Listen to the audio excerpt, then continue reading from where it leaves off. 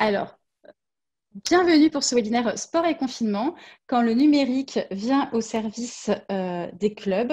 Donc, Sarah Rousseau, je me représenterai tout à l'heure, mais moi, je serai à l'animation de ce webinaire avec vous jusqu'à 15h30. Bienvenue. Et alors, comme toute séance sportive qui se respecte, pour pouvoir démarrer dans de bonnes conditions, nous allons nous échauffer. Alors, non, je ne vais pas vous faire d'abdos, c'est promis. On va juste se mettre d'accord sur comment on utilise Zoom. Vous avez en bas à gauche un symbole de micro sur lequel il y a marqué muet. Je vous ai tous mis en muet. Si jamais vous recliquez dessus, ça va le rallumer. Je vous demanderai d'être vigilant et de bien le rééteindre si vous ne prenez pas la parole, après ce que vous ne ferez pas malheureusement puisqu'on est trop nombreux, ce qui permettra de se garantir un espace sonore serein. Pareil, on vous a proposé d'arrêter la vidéo pour économiser de la bande passante. Et par contre, on vous encourage très chaleureusement à cliquer sur conversation, sur converser pour pouvoir chatter tout au long de ce webinaire. Ça sera un petit peu l'espace de participation et c'est là que vous pourrez poser des questions et réagir au fur et à mesure à ce qu'on se dit. Alors, quelques règles et conseils pour participer. Il y a eu pas mal de controverses sur Zoom. Si vous êtes a priori, les mises à jour ont été faites, donc ça va mieux. En tout cas, si vous aviez eu un doute, passez par votre navigateur, évitez les failles de sécurité. Pour la visioconférence qui nous concerne, je vais le dire et j'arrêterai de le dire, c'est la dernière fois. Merci de couper vos micros, merci de couper vos caméras. Et merci, si vous avez le moindre souci technique, de contacter Harmonie au 06 59 67 40 97. Elle est à côté de son téléphone. Excellent exemple de, s'il vous plaît, merci de couper votre micro. Et donc, elle se fera une joie de vous guider au téléphone s'il y a des problèmes avec le son ou l'utilisation de Zoom. Et vous êtes bien installé, j'espère que vous avez votre carré de chocolat. Ce qu'on va vous proposer pour échanger tout au long de ces webinaires, c'est de privilégier les réactions écrites par le chat, en sachant que Laura et nous et tous les animateurs, tout au long de la session, nous allons réagir avec vous sur le chat. Et s'il y a des questions qui reviennent, nous pourrons les poser à voix haute. Donc Laura s'en fera le relais et nous pourrons y répondre tout au fur et à mesure. Voilà. Parce que vous êtes maintenant 188 connectés, quand vous utilisez le chat, à partir de maintenant, on va vous demander de réagir vraiment au contenu de l'atelier. Donc, soit des questions, soit des exemples éclairants, mais pas d'autre chose. On se refera des blagues à la fin ou on reparlera de la météo s'il le fallait, mais là, sinon, vous allez noyer les questions de contenu. Donc, s'il vous plaît, essayez d'être un petit peu discipliné. Sinon, on va recréer sur le chat le brouhaha d'une salle en réel. Ce n'est pas parce que c'est numérique que ça s'annule. Voilà, et puis vous n'hésitez surtout pas, pour ceux qui ont des comptes Twitter, à tweeter tout au long de l'atelier avec le hashtag sport et confinement, qui permettra de retrouver toutes les réactions que nous avons les uns et les autres. Est-ce que Laura, sur le chat, tout est clair, tout va bien jusqu'à maintenant? Tout est clair. Voilà. N'hésitez pas à poser vos questions. Alors, vous êtes accompagné pendant ce vol par 6 intervenants de haut vol, pour le coup. Donc, moi, Sarah Rousseau, je suis responsable Grand Sud pour Hello Asso et je ferai un peu Monsieur Loyal. J'animerai cet atelier tout au long. Et vous avez mon hashtag si vous souhaitez me retrouver, mon Twitter. Je vais laisser chacun de mes intervenants par ordre d'apparition de haut en bas sur la diapo se présenter peut-être. Thomas ? Tu nous dis un petit mot? Bonjour à tous. Alors moi, je suis Thomas Guillochon, directeur du développement de Hello Asso. Ça fait quelques années que je suis dans cette superbe entreprise et je m'occupe plus spécifiquement chez Hello Asso de toute la partie fédération sportive et déploiement, équipement de ces structures via de ces structures et de leurs clubs affiliés. Et donc, je suis très heureux d'être présent et d'avoir l'occasion d'échanger avec tous ces gens. Et j'en profite aussi pour le dire de vive voix. Je remercie Sarah qui a animé et qui a organisé ça d'une main de maître. Donc, très heureux. Merci. Et donc, Thomas est un peu notre sportif de la boîte. Hein. C'est ce que vous devez repérer. Merci, Thomas. Violaine, je te laisse te présenter.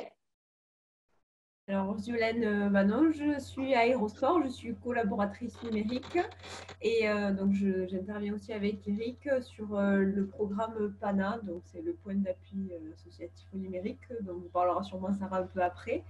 Voilà, donc à tout à l'heure et régalez-vous bien. Merci. Eric, est-ce que tu es arrivé cette fois-ci? Oui, ça y est, je suis là. Super, ravi. Est-ce que tu peux te Donc présenter? bonjour, moi c'est Eric Bosque, donc je suis chargé de mission au sein d'Aérosport, mais plus particulièrement sur la transformation numérique. Et aujourd'hui, Aérosport est un office départemental des sports, adhérent à la Fédération nationale des Olympiques municipaux des sports, et qui se mobilise notamment sur la question du numérique, du sport et du numérique, et donc justement qui est un PANA et qui est un peu à l'initiative aujourd'hui de ce webinaire. Merci de cette excellente idée. À tout à l'heure.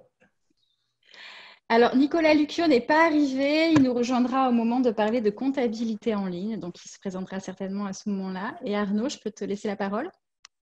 Oui, bonjour, Arnaud Soroy. Donc, je suis maître de conférences associé à l'Université de Poitiers en management du sport, à mi-temps.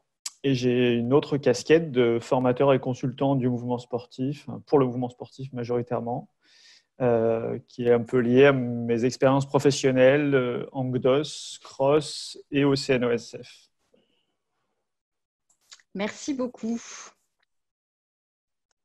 Alors, si ça vous va, nous allons démarrer au programme de cet après-midi. L'idée, c'était de se dire sport, numérique, confinement. Comment on peut parler de tout ça et comment le numérique peut être aujourd'hui pendant le confinement au service des clubs, mais aussi pour la suite.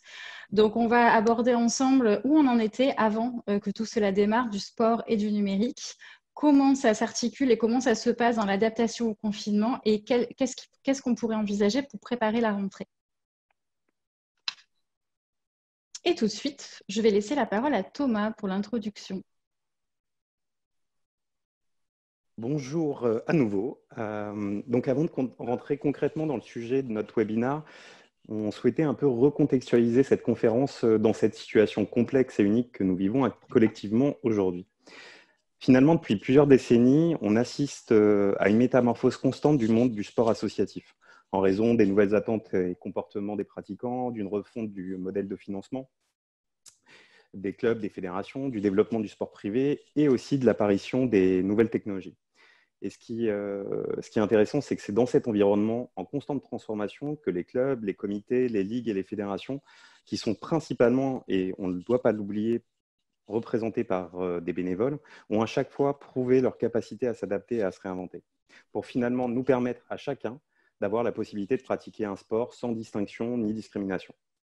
L'épidémie de Covid qui nous touche aujourd'hui nous a entraînés dans une crise sanitaire mondiale qui s'est finalement traduite immédiatement et, oserais-je dire bien heureusement, par un arrêt de toutes les activités et la mise en place d'un confinement global pour nous protéger. Mais cette situation, évidemment, transforme notre quotidien, nos modes de vie, nos interactions sociales et aussi, et c'est entre autres pour ça qu'on est là aujourd'hui, la pratique sportive. Sur ce dernier point, le confinement a engendrer l'arrêt des entraînements, l'annulation de tous les événements sportifs, qu'ils soient locaux, régionaux, nationaux et même internationaux, et la fermeture de toutes les structures associatives. C'est pourquoi, dans le contexte, il nous paraissait en fait clairement important de pouvoir d'organiser ce temps d'échange, parce que le numérique va jouer un rôle pour toutes vos structures, pour garder du lien évidemment, pour animer vos communautés, mais surtout pour se métamorphoser collectivement et rapidement. Mais avant de parler de numérique, on va parler de sport associatif et un peu des chiffres clés de ce qu'est ce secteur. La première information importante, c'est le nombre de sportifs en France. Et je pense que ça, c'est un chiffre qu'on oublie un peu trop. Aujourd'hui, en tout cas, dans les études, il y a 36,4 millions de sportifs, de Français qui se déclarent sportifs. Ça représente plus de 66% de la population française de plus de 15 ans. C'est en gros plus d'un Français sur deux déclare faire du sport. Alors, on n'a pas tous la même pratique, pas tous la même régularité. Si on continue, c'est aujourd'hui 18,4 millions de licenciés, ce qui représente en fait un sportif sur deux en France. C'est aussi un chiffre important puisque ça veut dire que globalement, il y a quand même 18,4 millions de personnes qui ne sont pas licenciées à une fédération et qui peuvent pratiquer, pas obligatoirement dans un club, même si en règle générale, ils vont avoir un lien de près ou de loin avec des structures associatives sportives. Un chiffre que j'aime rappeler régulièrement, c'est le nombre de bénévoles en France. C'est aujourd'hui 3,5 millions de bénévoles dans toutes les associations sportives. Ça représente l'équivalent de 274 000 équivalents temps plein. C'est-à-dire que le secteur sportif, et je pense qu'au sein de tous les participants, donc là vous êtes à peu près 200, nombre d'entre vous sont des bénévoles, nombre d'entre vous se sont toujours engagés, et même si aujourd'hui ils ne représentent pas une activité bénévole, ils vont aussi représenter potentiellement à côté, s'engager bénévolement dans d'autres structures associatives sportives.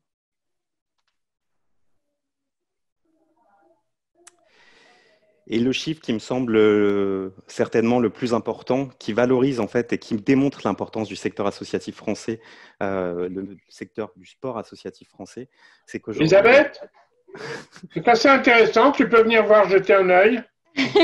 Alors, on est ravis de savoir que c'est intéressant. En tout cas. Est-ce que vous pouvez couper votre micro, s'il vous plaît?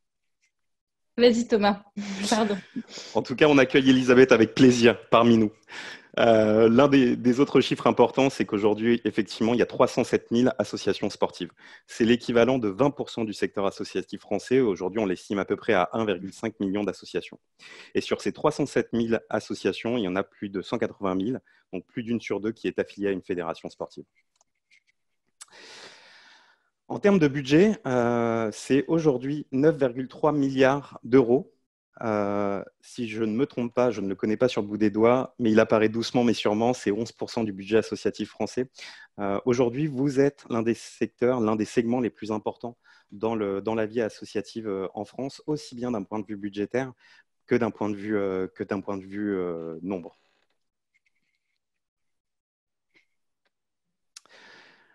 Il y a deux chiffres et ils vont se suivre. Dans les grandes masses, quand on fait le ratio, ça représente à peu près 29 000 euros de budget moyen pour une association sportive. Aujourd'hui, comme dans tous les secteurs, et si on applique la loi de Pareto, on voit qu'il y a un 20-80, et j'oserais un peu dire qu'il y a un 20-80, même dans les associations les plus importantes. On constate que la majorité des structures ont un budget inférieur en réalité à 29 000 euros. Et c'est ce qui prouve encore une fois que le secteur associatif sportif en France est un secteur de proximité. L'autre élément important, c'est que finalement, c'est la répartition de ce budget et les provenances de ces sources. C'est que pour 70% des sources de financement des associations sportives provient uniquement des sources privées. Je ne sais pas si vous l'avez vu récemment, mais il y a une étude d'Union Sport et Cycle qui est sortie. On sait que dans ces 70%, il y a une part, même si elle est minoritaire par rapport au reste, c'est le sponsoring, le mécénat. Aujourd'hui, la plupart, donc je crois que c'est 2 structures privées sur 3 qui annoncent qu'elles ne pourront pas maintenir leur sponsoring en 2020-2021. Ce qui veut dire que quoi qu'il en soit, le secteur associatif sportif va devoir évoluer et va devoir se métamorphoser. Et si on regarde par la suite, hop, 41% des revenus d'une association sportive correspond aux cotisations qu'elle perçoit, c'est-à-dire plus de 3,5 milliards d'euros pour le secteur en France. Merci Thomas pour ce panorama qui nous permet de replacer un peu nos discussions. Et moi, je vais enchaîner puisque là, on a parlé des spécificités du secteur associatif sportif quels étaient ces liens avant le démarrage avec le numérique. Donc, pour le secteur associatif, mais comme pour toutes les associations, le numérique était un enjeu appréhendé avec plus ou moins de bonheur. Aujourd'hui, on ne peut pas dire que le secteur associatif est en reste, puisqu'on sait avec l'étude de Solidatech que 71% d'entre elles déclarent avoir un site internet. Donc, le monde associatif comme le monde sportif se met au numérique tranquillement. 31% d'entre elles ont une solution de gestion du contact numérique. 20% utilisent les outils de paiement en ligne, donc 1 sur 5. Donc, on voit bien que le secteur associatif s'empare des questions numériques. Et pour autant, 85% quasi des associations françaises déclarent avoir encore besoin d'accompagnement, avoir encore des difficultés liées au numérique.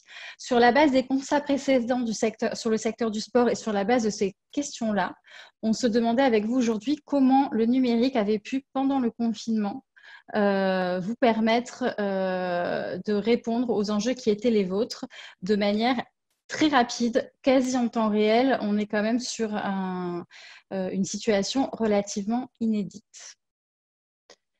Et on va rentrer dans le vif du sujet avec Eric s'il est là. Est-ce que sur le chat tout va bien déjà? Laura, est-ce qu'il y a des questions, des réactions à ce stade? Alors, pas de questions, hormis sur le webinaire. Je le dis juste du coup pour tout le monde, la présentation PowerPoint vous sera bien envoyée en fin de journée par mail et des retours aussi sur l'implication de chacun, sur le bénévolat, le mécénat de compétences. Voilà. Super. Et j'ai des petits retours aussi sur le fait que parfois le son n'est pas très très fort. Donc si jamais tous les intervenants peuvent bien s'assurer que le micro est bien est proche de vous. Et une petite question de Delphine pour préciser ce qu'est la gestion des outils de contact, ce que tu entends par outil de contact.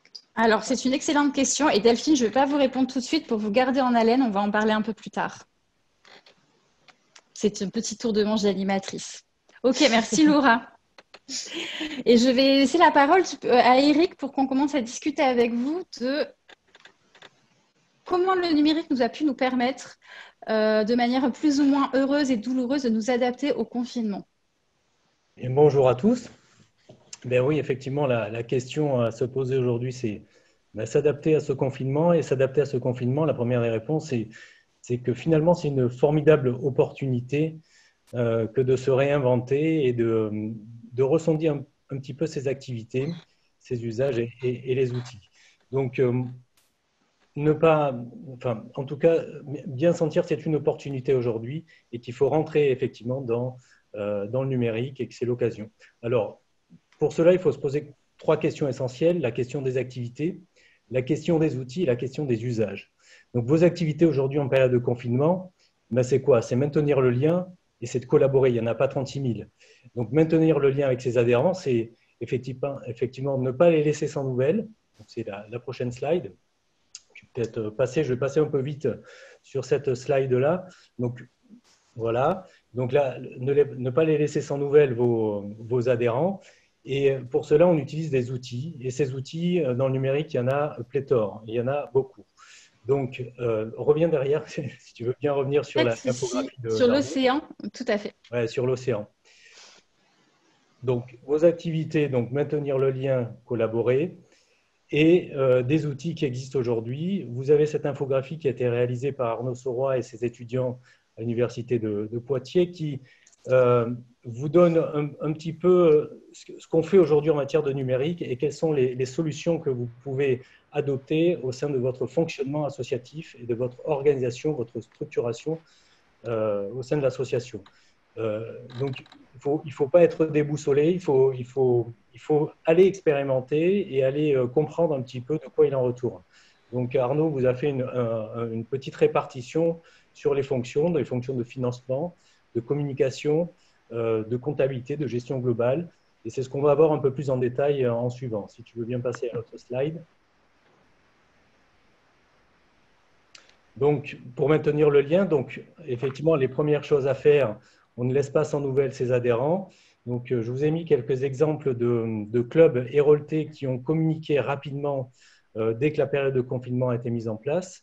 Donc, sur la gauche, vous avez le Montpellier Taekwondo qui a communiqué sur la continuité, pas de son activité sportive de terrain, mais plutôt de son activité sociale, c'est-à-dire qu'au travers des licenciés, des jeunes licenciés qu'elle a dans son association, elle continue durant cette période de confinement à faire de l'activité sociale et notamment d'accompagner les jeunes licenciés au décrochage scolaire pour les enfants qui seraient un petit peu démunis en matière de numérique.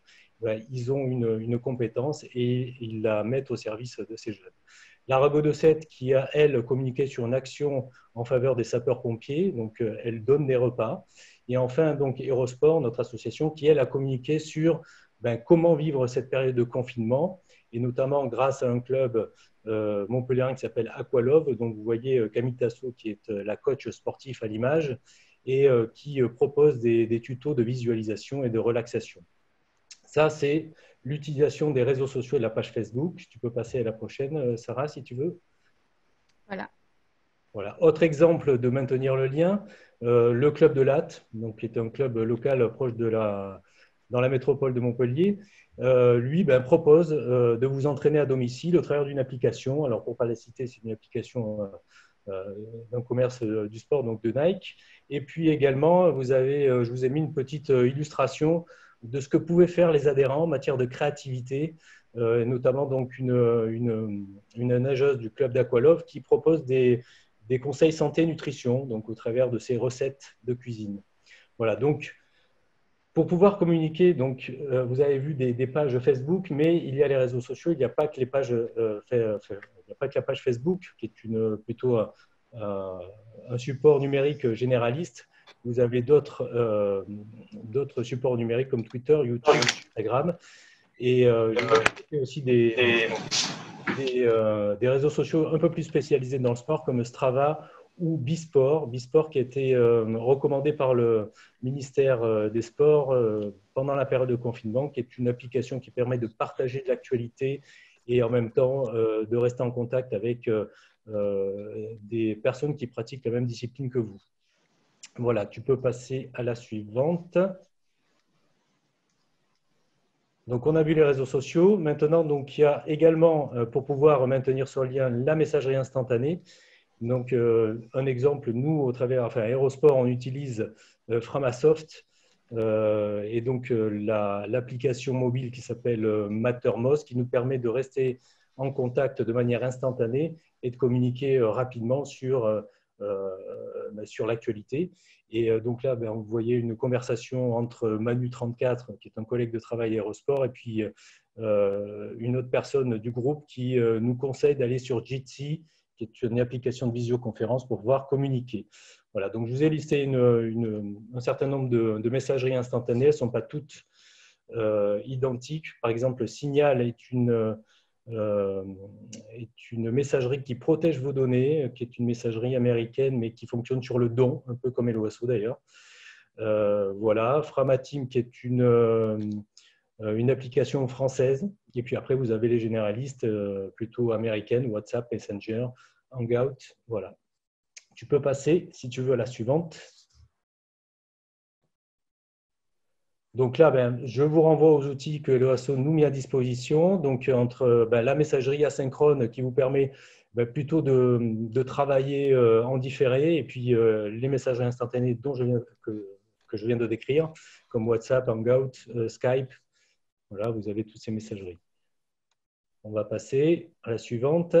Et la deuxième activité, notamment, qui est de collaborer. Donc, on a vu qu'il fallait, dans cette période de confinement, maintenir le lien. Cette période de confinement est une formidable opportunité pour collaborer et mettre en place de nouveaux process, notamment pendant la période, mais aussi pour la suite. Et donc, pour collaborer, il faut opter pour une solution. Alors, soit elle est intégrée, cette solution, soit vous décidez d'aller chercher des solutions dédiées et vous allez composer et naviguer avec toutes ces solutions dédiées.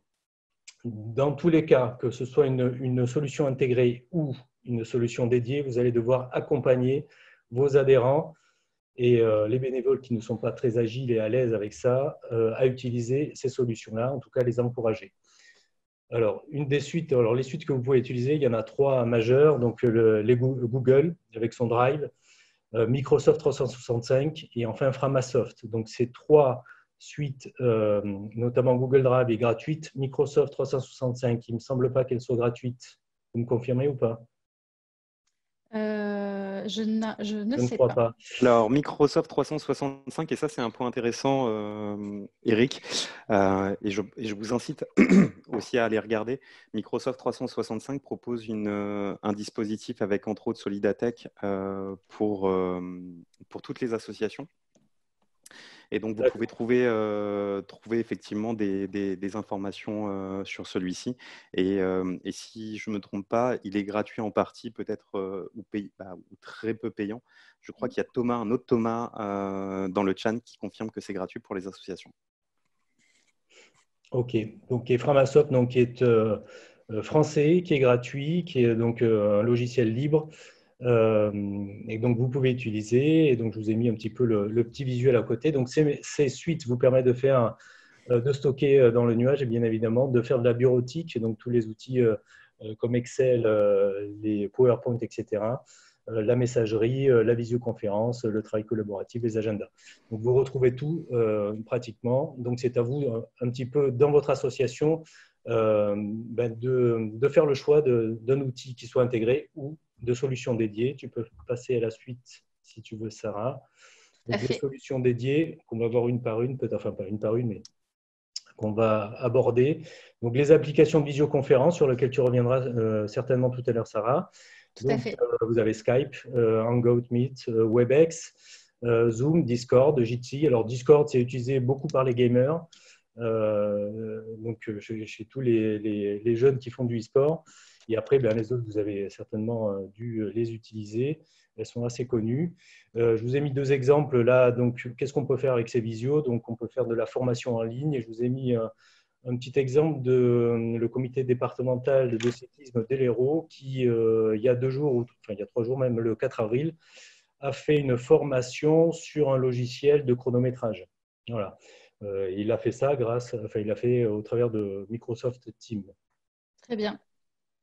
Voilà, tu peux passer à la suivante. Autre application, les applications de transfert de fichiers, notamment d'images, de vidéos. Donc, je vous ai mis les deux. Alors, WeTransfer, c'est jusqu'à 2 gigaoctets. Et puis, Gros Fichier, qui est une plateforme aussi de transfert de fichiers, ça va jusqu'à 4 gigaoctets. Si vous ne pouvez pas transférer, vous pouvez partager et stocker avec les grosses majors, donc comme OneCloud et Google Drive, où là, vous n'êtes pas limité à 4 ou à 2 gigas, vous pouvez y stocker des gros fichiers. Voilà, donc on retrouve l'utilitaire d'Helloasso, vous pourrez aller voir un petit peu tout ce qui s'y passe. Tu peux passer à la suite. J'étais trop vite? C'est bon, je suis à la suite. Je suis à collaborer grâce à des solutions dédiées. Collaborer grâce à des solutions dédiées. Là, on est plus spécifique peut-être, hormis peut-être Slack et Trello, sur des applications qui sont un peu taillées pour le sport. Alors, Weller est une application française, c'est un réseau social qui vous permet d'administrer votre réseau de clubs au niveau local. Alors, je vous ai mis, ils sont très peu en France, hein, je n'ai pas trouvé beaucoup d'exemples, mais dans l'Hérault, j'en ai pas, mais en tout cas, sur Internet, on voit que la Ligue de badminton du Grand Est fonctionne sur Weller avec ses clubs. Voilà, vous avez donc Slack. Alors, Slack et Trello, c'est plus lié à des applications de gestion de projet. Bisport, on en a parlé tout à l'heure, échange et partage d'actualités du sport. Committee, gestion de clubs sportifs. Là, c'est du payant. Benego, c'est… si c'est tout comme ça, hein. Alors, c'est payant et vous avez souvent… Non, vous avez du gratuit quand même. Benego est une plateforme de mise en relation de bénévoles et d'organisateurs d'événements. Donc, ça, c'est gratuit. Sport bénévole, c'est la même chose, c'est la Maïf. Cariocar, c'est une application qui met en relation les trailers pour faire du covoiturage.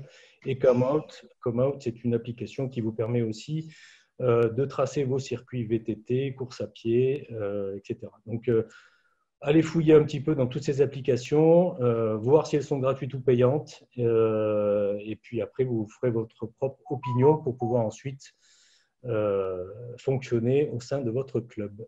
Voilà. Ensuite, là, je crois que c'est la dernière slide, hein, Sarah, il me semble. Très bien. Merci beaucoup, Eric, pour ce panorama de comment fonctionner, communiquer, collaborer en ligne malgré le confinement. Je n'ai pas de vision sur le chat, mais je vois que ça participe beaucoup. Est-ce qu'il y a des questions, des réactions particulières, Laura ?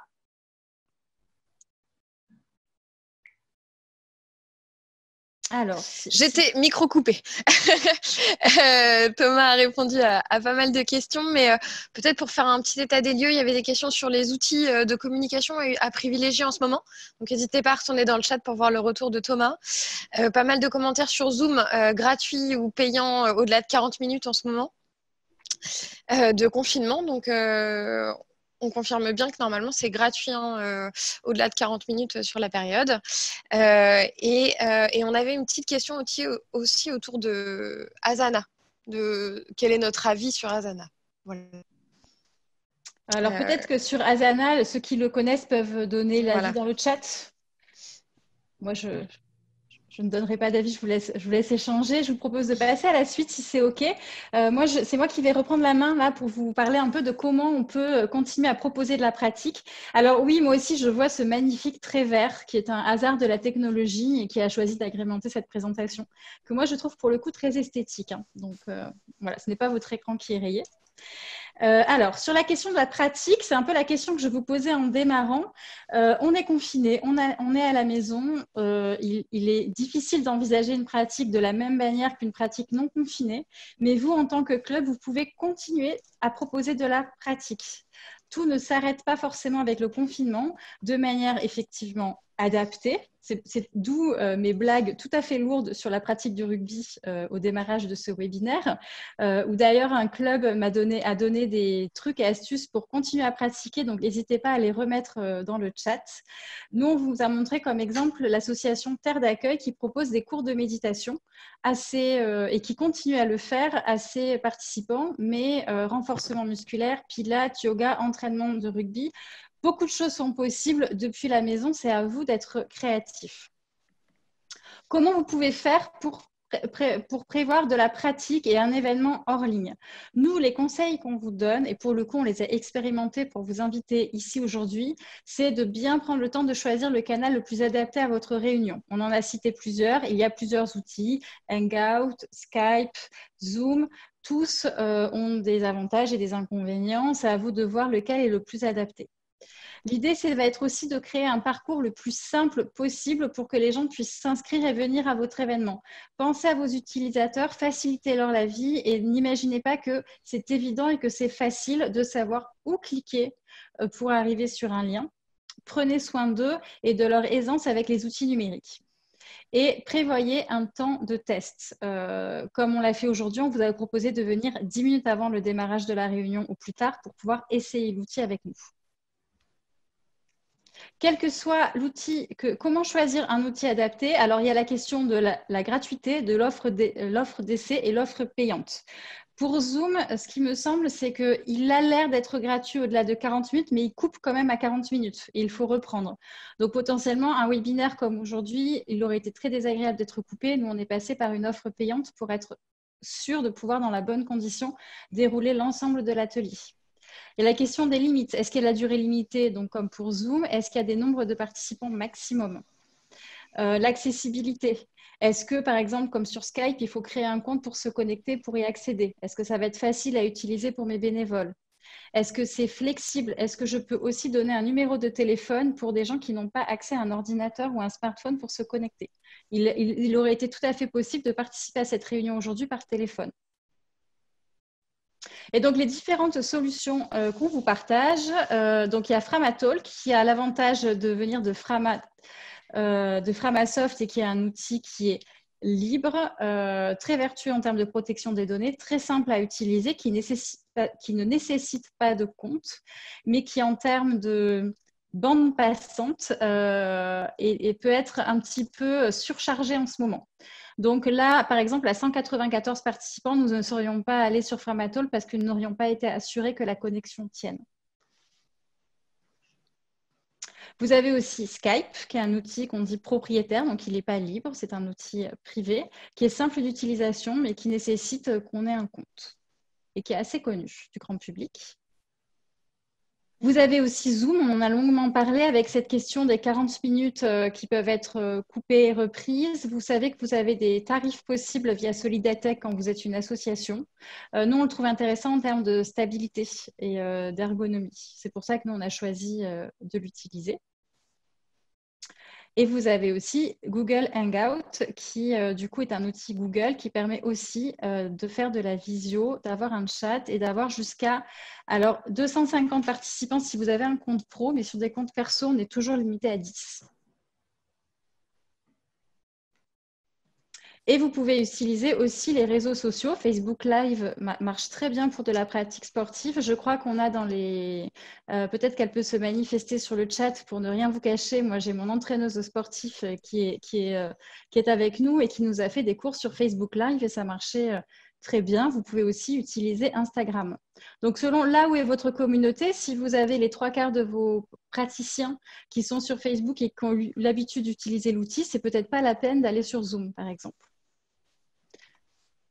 La bonne pratique, je vous le redis, c'est de simplifier la vie de vos communautés, de bien leur donner l'information en avance et de faire comme on a fait aujourd'hui. On a prévu quelqu'un qui était à la hotline et qui était dédié à prendre les gens au téléphone pour régler les questions techniques avec vous. Je pense que pour un premier cours, ça peut être vraiment très chouette d'avoir quelqu'un de votre équipe qui accompagne les participants à la prise en main de l'outil, qui ne les laisse pas seuls face à des questionnements techniques. Laura, est-ce que tout va bien sur le chat ? Tout va bien. Des témoignages chouettes que je peux prendre 2 secondes peut-être pour les partager. Bien sûr. De cours quotidiens sur Facebook Live de Kung Fu et de Qigong. Super. De cours également sur YouTube, de ce que j'ai vu. YouTube Live pour un cours fait par un club hier en direct.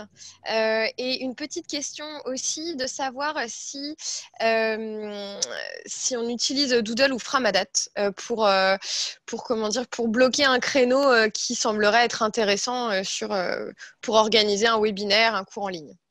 Excellente question, même excellente remarque. On n'y a pas pensé, mais effectivement, ça peut être très bien de sonder vos participants avec le bouleversement de nos vies quotidiennes et du confinement, voir à peu près quel rythme et quel moment de la journée est le plus propice. Il semblerait que l'heure de la sieste des tout petits, le 14-16, est un horaire très prisé en ce moment. Et puis, vous pouvez aussi utiliser de la billetterie en ligne et vous pouvez aussi utiliser vos solutions habituelles ou de nouvelles solutions de paiement en ligne pour faire payer vos cours en ligne si vous souhaitez rendre ces cours payants. C'est aussi possible pour compléter mon point. Alors, je vais passer la parole à Thomas pour le 4e point de cette présentation. Et je pense qu'on n'est pas trop mal en termes de timing en plus. Thomas, mon ami. Ça va, on est à peu près bon en termes de timing. Il y a un point aussi qu'on souhaitait vous partager dans cette logique de mobilisation des communautés. Dans le cadre du Covid-19, je pense qu'une partie des personnes qui participent à ce webinaire sont des utilisateurs de Hello Asso ou connaissent une partie de nos outils.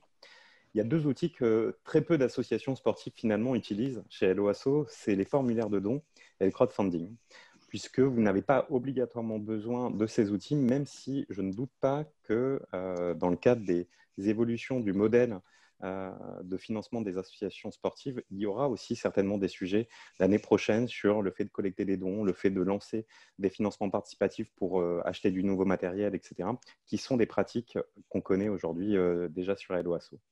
Mais là, on voulait vous présenter en fait quelques initiatives qui sont apparues très rapidement dans le cadre de la situation qu'on vit aujourd'hui.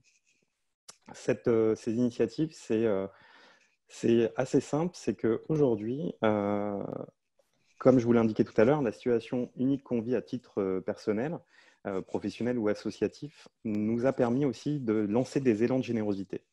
Et ce qui est assez frappant, c'est à quel point les clubs, quelle que soit leur taille, les fédérations, des équipes ont décidé de se lancer aussi aux côtés de ceux qui sont en première ligne, c'est-à-dire les soignants, les hôpitaux, les structures associatives qui agissent dans la solidarité, etc. Et en fait, ça nous a appris une chose, c'est que les clubs, les fédérations sont des extraordinaires incubateurs de communautés et des créateurs de liens sans égal. Et pour le coup, et à travers 2 exemples, on voulait juste vraiment vous faire une petite présentation là-dessus. Il y a 2 clubs il y a 2 structures qui se sont lancées dedans. La première structure, c'est les Ultrem. Donc, c'est le premier club de supporters de Reims qui a lancé, en fait, dès le début du confinement, et je crois même juste avant le début du confinement, un appel à dons au profit de tous les acteurs locaux, que ce soit des hôpitaux, les soignants, les associations. Et en fait, ils se sont mobilisés pour lancer très rapidement un appel à dons. Donc, ils ont utilisé Hello Asso, ils sont utilisateurs historiques, ils nous utilisent dans le cadre des cotisations, des choses comme ça. Et là, pour la première fois, ils se sont lancés dans un appel à dons qui n'était pas pour leur structure associative, mais véritablement pour soutenir les services locaux. La particularité de ce que vous êtes en tant qu'acteur, c'est qu'en fait, vous êtes des acteurs locaux, vous êtes des acteurs de la proximité. Le deuxième je laisse Sarah vous présenter. Voilà, un formulaire de don très simple et ils ont collecté plusieurs milliers d'euros qui vont reverser en fait à des associations de proximité ou aux centres hospitaliers locaux. Le deuxième, qui n'est pas du tout de la même envergure, pour le coup, puisqu'il fait partie des plus grands clubs d'Europe et des plus grands clubs de France, c'est le club lyonnais, c'est l'Olympique lyonnais, qui a lancé une campagne de crowdfunding. On voulait aussi vous en parler, puisque ce cas est intéressant. C'est la première fois que l'Olympique lyonnais, au travers de sa fondation, a décidé de mobiliser toutes ses communautés, que ce soit des supporters, des fans, des partenaires entreprises, pour s'associer à la fondation qui venait en fait via son club en fait, qui avait fait une dotation de plusieurs centaines de milliers d'euros pour les centres hospitaliers locaux. Et donc, ils ont lancé une campagne de crowdfunding qui appelle toute leur communauté à s'associer à elle pour financer pas que les hôpitaux, mais aussi toutes les actions de proximité, c'est-à-dire de mémoire, je crois qu'il y a la banque alimentaire, il y a différentes associations locales. Et donc aujourd'hui, outre la dotation qui avait été mise à disposition par l'Olympique lyonnais, je crois que c'est plus de 120 000 euros qui ont été collectés via le grand public et aussi des partenaires entreprises. Aujourd'hui, on est sur une cagnotte de 425 000 euros et on peut voir que cet engouement et l'engouement que vous pouvez créer est immense. Il faut savoir qu'on vous a pris 2 exemples aujourd'hui, mais en réalité, on a vu plein d'exemples et ce qui est important, c'est qu'il y a de toutes petites structures qui ont lancé ça. J'ai plus le nom, mais c'est une microstructure, un tout petit club de proximité qui s'est associé avec les autres clubs de sport de sa ville pour en fait financer, faciliter le quotidien des infirmiers, des médecins qui sont aussi en première ligne. Voilà, l'objectif, c'est que vous avez la possibilité de mobiliser des communautés de proximité et d'agir localement. Et on voulait en fait vous montrer ces exemples. Moi, j'ai rien fait là. Pour vous remercier et vous féliciter lorsque vous avez participé ou que vous lancez ces initiatives. Très bien. Thomas, si je peux me permettre, je vous propose qu'on passe à… on a vu tous ensemble ce qu'il avait été possible de faire pendant le confinement et qu'on puisse commencer à imaginer ensemble la suite parce qu'on va en sortir du confinement et la prochaine rentrée arrive. Si tout va bien sur le chat. Tout va très bien. Alors Thomas, je te repasse de nouveau la parole, je crois. Hein. Avec plaisir. Alors… Je vais essayer de faire rapidement, mais on voulait vous présenter en fait cette période de confinement, c'est aussi une opportunité pour toutes les structures que vous êtes d'anticiper la rentrée, de la préparer autant que possible à travers différents outils. On ne va pas parler que de paiement, on va parler de plein de choses. On va aussi parler de comment les fédérations se lancent. Et la première chose, c'était de parler effectivement de comment vous êtes en capacité aujourd'hui de basculer vos activités et encaissements via le numérique. On a déjà parlé de différents exemples. Aujourd'hui, chez Helloasso, donc je remets un peu le contexte dans le monde sportif. Le secteur sportif est l'un des secteurs les plus importants sur la plateforme Helloasso. On équipe et on accompagne aujourd'hui plus de 115 000 associations, dont plus de 20%, finalement c'est assez représentatif du secteur associatif en France, plus de 20% sont des associations, sont des clubs et associations sportives ou de loisirs. Je le disais juste avant, les 3 outils principaux que vous utilisez dans votre secteur d'activité, c'est la billetterie en ligne pour gérer tous les aspects événementiels, compétitions, tombola, loto, que sais-je. Ça va être évidemment toute la partie cotisation et la dernière partie, ça sera toute la partie formulaire de paiement. On a essayé de revenir un petit peu et ce que je te propose, si ça te va, Sarah, c'est de basculer directement sur les exemples. Comme ça, oui. Ça nous permet de les détailler et de les dérouler un peu. Est-ce que tu veux que j'aille sur le site, c'est ça? Tout à fait, ouais, si tu peux. Comme ça, je vais reprendre moi les autres éléments. Très bien. Pour ceux qui n'utilisent pas aujourd'hui la partie adhésion, et on vous présente le cas Helloasso, évidemment, il y a d'autres outils qui existent. Donc, le conseil, c'est profiter de cette période pour basculer sur le numérique et d'anticiper la rentrée prochaine en intégrant ces nouvelles formes de paiement. Je crois qu'Eric mettait un moment dans une phrase d'introduction sur une de ses slides que vous y aviez pensé, mais vous n'aviez pas eu le temps de le faire. Et finalement, on a un peu plus de temps aujourd'hui, donc essayons de le faire. Dématérialiser ces cotisations en ligne, ça veut dire quoi? Ça veut dire que vous pouvez en fait maintenant gérer à travers différents outils qui existent la possibilité de s'inscrire à votre club à travers tous les outils et de s'inscrire, de gérer vraiment toute la dématérialisation complète de l'adhésion. Ça veut dire que vous allez pouvoir, à travers les outils, proposer différents tarifs que vous allez personnaliser, aussi essayer de calquer à la réalité d'un club, c'est-à-dire de proposer du paiement en une fois, évidemment, mais en 3 fois, ou du paiement mensuel, de faciliter en tout cas la gestion des encaissements pour vos membres et licenciés, de pouvoir aussi dématérialiser tout le questionnaire d'inscription. Je te propose d'aller à l'étape suivante, Sarah. Je crois qu'il faut que tu choisisses une cotise. Tu n'en as pas choisi. Ah, faut que je fasse du sport en plus pour. Oui. Sarah n'est pas au courant, mais elle va s'inscrire. Alors, je ne prends pas le t-shirt. Alors. Il faut que tu relances parce qu'il y a la sécurité derrière. Excusez-moi. Alors, on y va. On va y arriver. Sous vos yeux ébahis. C'est les joies du direct, ça. Hein. Et donc, si on va à l'étape 2, on a pris cet exemple des freerunners, puisque ce qui est intéressant, c'est que cette association sportive a dématérialisé complètement son dossier d'inscription. Et à travers ce levier-là, ce qu'elle a fait, c'est qu'aujourd'hui, elle est en capacité de pouvoir en fait récupérer toutes les informations qui sont liées à son activité. Donc, on va pouvoir intégrer les éléments concernant la personne, son adresse, là, ils ont demandé le sexe, la date de naissance, etc. Tu n'es pas obligé de tout remplir, ça. Mais non, si, moi, je veux bien, si vous déroulez, vous allez voir aussi que le club, par exemple, va demander la licence de la FFA, son numéro de licencié si on est un ancien adhérent. Il va aussi demander la possibilité de charger son certificat médical ou un document CERFA. Aujourd'hui, les outils numériques vous permettent d'aller jusqu'à ce niveau-là. Et ce qui est important, c'est que la majorité des outils, comme Helloasso, sont des outils qui vous permettent d'être vraiment en autonomie et donc de pouvoir calquer par rapport aux documents administratifs que vous allez demander. Ce qui est aussi important derrière, c'est que tous ces éléments sont en règle générale en capacité, quand vous les avez récupérés, vous allez pouvoir les réinjecter par la suite dans un système d'information fédéral. On en discutait avec une association qui nous disait, alors moi je ne suis pas passé au numérique, mais ma fédération oui. Et donc on lui disait, alors qu'est-ce que vous avez? On a un logiciel fédéral et c'est tout.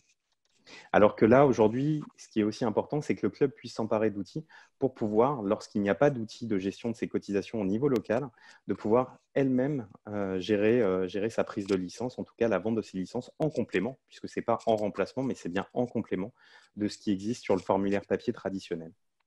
Un deuxième exemple qu'on vous a mis, c'est l'exemple d'un événement. Alors, parler d'événements en ce moment, c'est quand même pas ce qu'il y a de plus joyeux, soyons très clairs. On n'est pas dans l'organisation. Je ne vous cache pas qu'en ce moment, on gère surtout sur Helloasso le fait que l'événement soit arrêté. Donc, des annulations, etc. Ce qu'on a fait aussi, c'est qu'on a mis en avant, en fait, on a pas mal d'associations qui sont encore en cours ou qui préparent déjà la rentrée ou qui, en tout cas, proposent la possibilité d'organiser des événements sous réserve que le confinement s'arrête. Donc là, on a pris un prix de danse.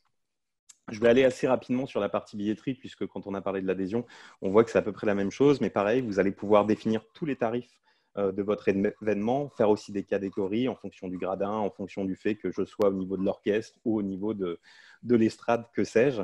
Vous allez pouvoir configurer. Et ce qui est vraiment important, et c'est là où moi je suis très fier, parce que c'est le retour que nous font les associations, dans le gain de temps et d'un point de vue administratif, c'est qu'aujourd'hui, en fait, sur Helloasso et pareil sur d'autres plateformes, vous avez une application via smartphone qui va vous permettre de gérer en fait les arrivées, les entrées dans l'événement en tant que tel. Et donc, par conséquent, vous allez pouvoir émettre un billet dématérialisé et à la place de devoir surligner dans un listing, vous allez pouvoir directement scanner et voir en temps réel le nombre de personnes participant, si la personne est bien inscrite, etc.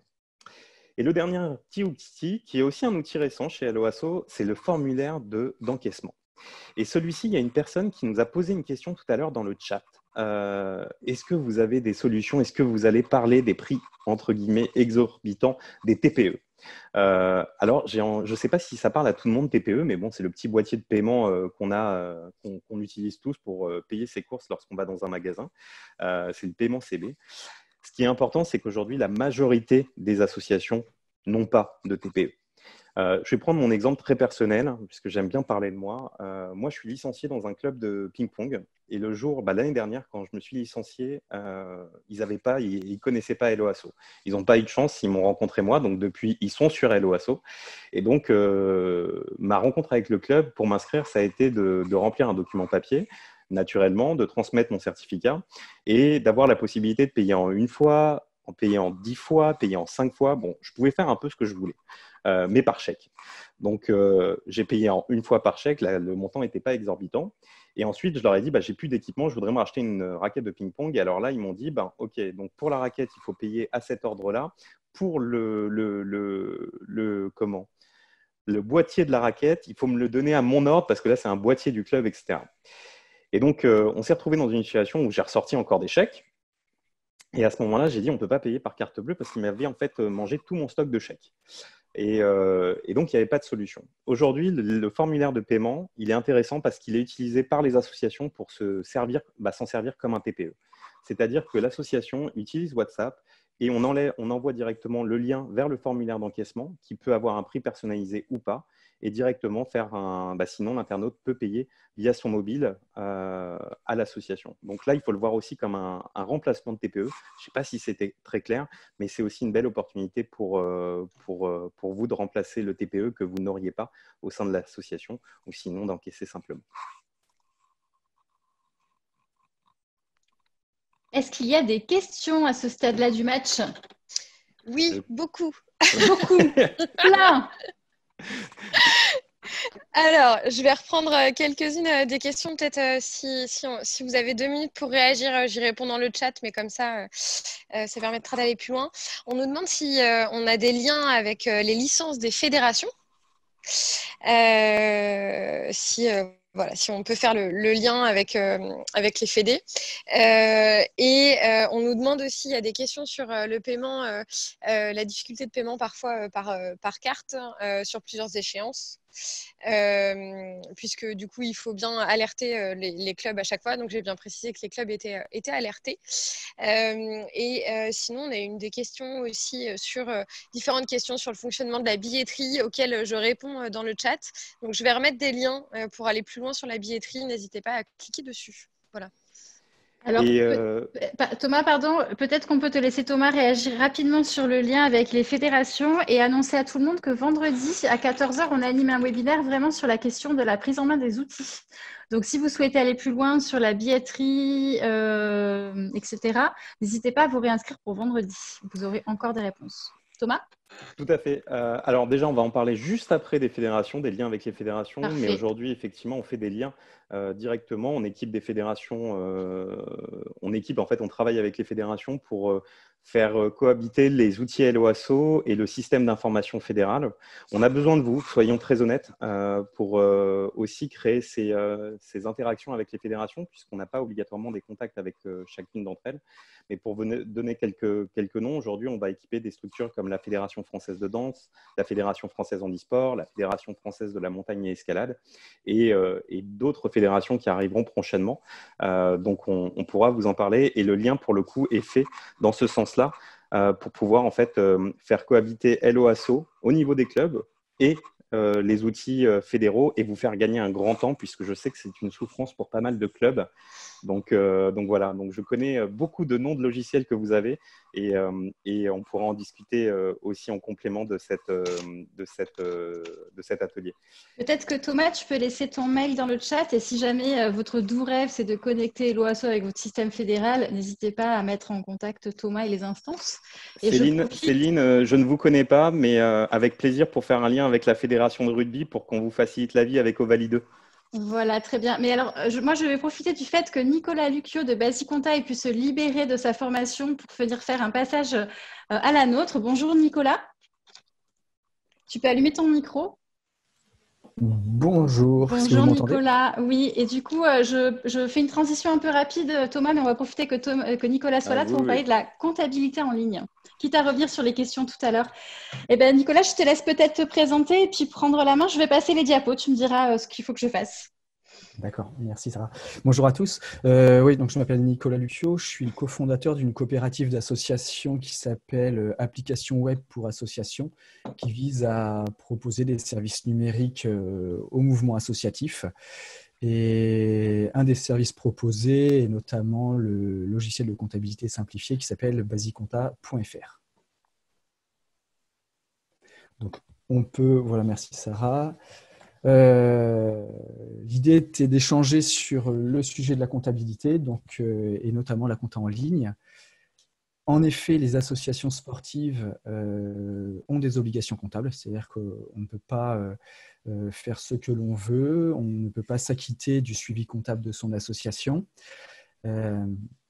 Même s'il y a un peu de souplesse pour les associations qui n'ont aucun financement public, aucun salarié, aucun don, tout ça cumulé, ça commence à faire peu d'associations. Il faut tenir des comptes. Et tenir une compta aujourd'hui, c'est un petit peu plus complexe, un peu plus complet qu'il y a une quinzaine d'années. Il faut produire un compte de résultats, il faut réussir à de plus en plus coller au plan comptable associatif qui a connu une certaine évolution sur ce début d'année 2020, donc c'est l'actualité. On se rend compte aussi que depuis quelque temps, les financeurs publics demandent les bilans comptables, les bilans qui sont des documents qui sont difficiles à produire. Et donc tout ça fait que réfléchir à l'organisation de son association sur ce sujet-là a tout son sens. Donc, pour la diapo suivante, Sarah, s'il te plaît. Oui, est-ce qu'elle apparaît? Super. Voilà, ça met un petit peu de temps. OK. Quel intérêt de passer sa compta sur un outil numérique? Il y en a plusieurs. Tout d'abord, le gain de temps et la simplicité. La plupart des logiciels, qu'ils soient en ligne ou à télécharger, vous permettent de saisir vos différentes pièces comptables avec une plus grande simplicité qu'il y avait sur les anciens logiciels.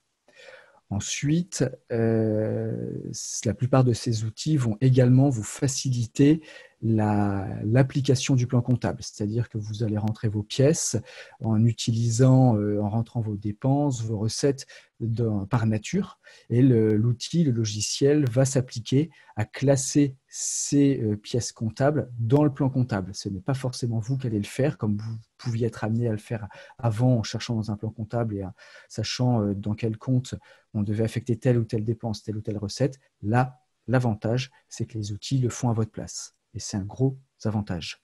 Et ça va découler sur l'intérêt suivant, qui va être la production des documents qui sont indispensables à une association, à savoir un compte de résultats, donc un document qui va retracer toutes les recettes de l'année et toutes les dépenses de l'année pour connaître le résultat de l'année, mais également le bilan, comme on parlait tout à l'heure, qui est lui plus compliqué à générer. Eh bien, vos outils devraient vous les générer, vous les produire quasi automatiquement.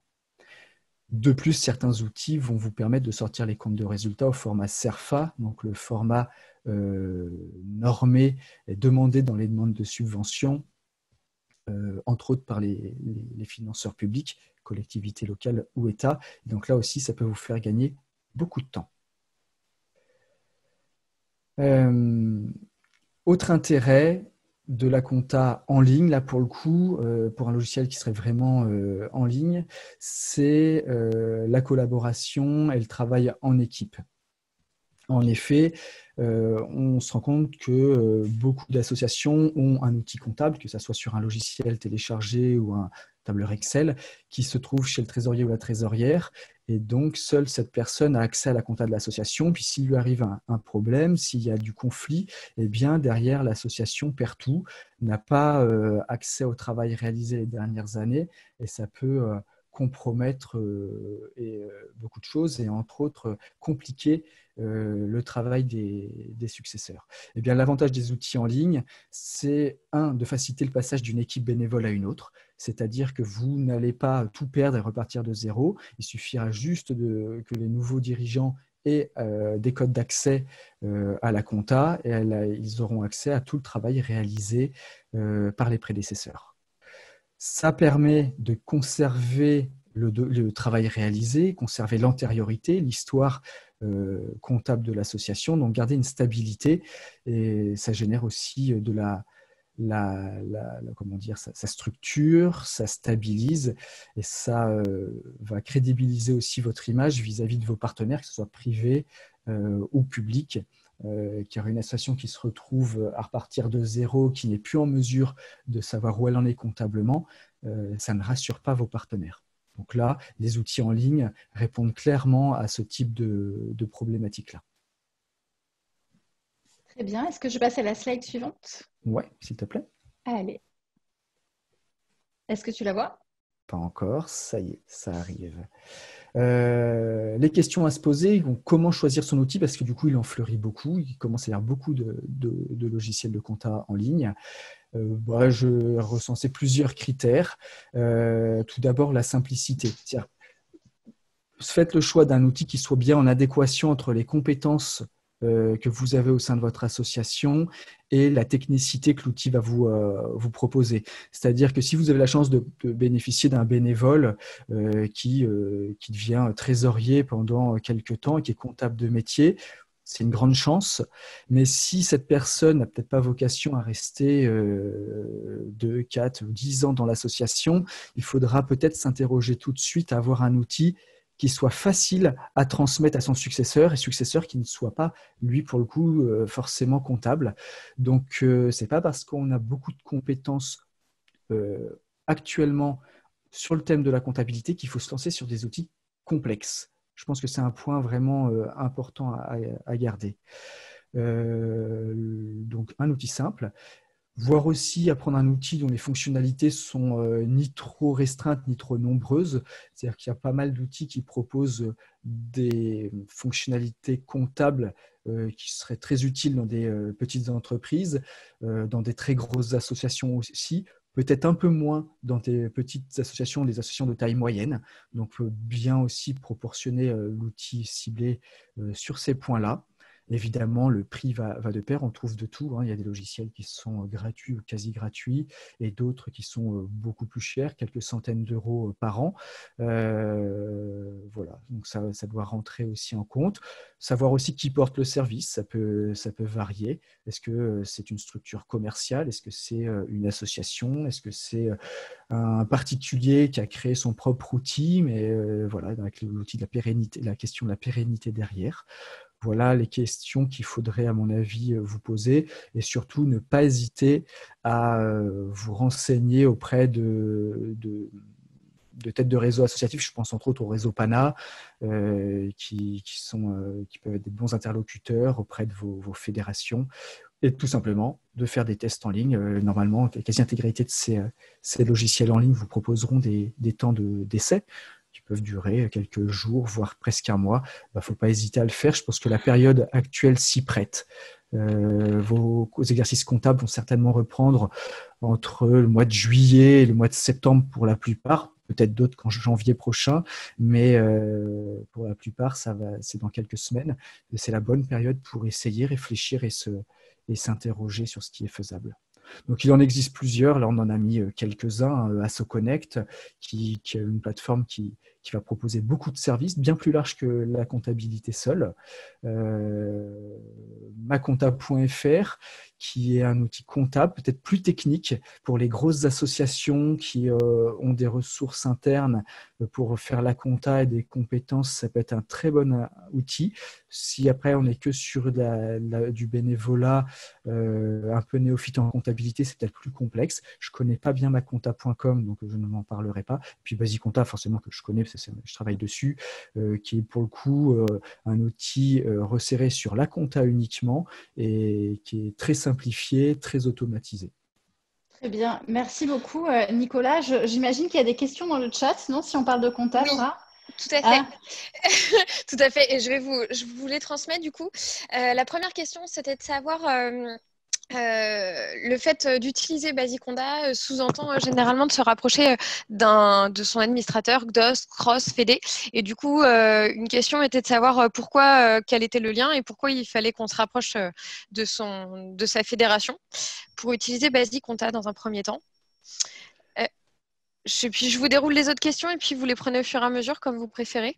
Alors, sachant que le temps court un peu, Ouais. je propose qu'à la fin, on en prenne quelques-unes maintenant et que si Nicolas, tu as un peu de temps pour aller regarder dans le chat et répondre, ça peut être top avant de nous quitter de nouveau. Ouais. Ok. Je vous donne les autres du coup rapidement et puis si vous pouvez répondre.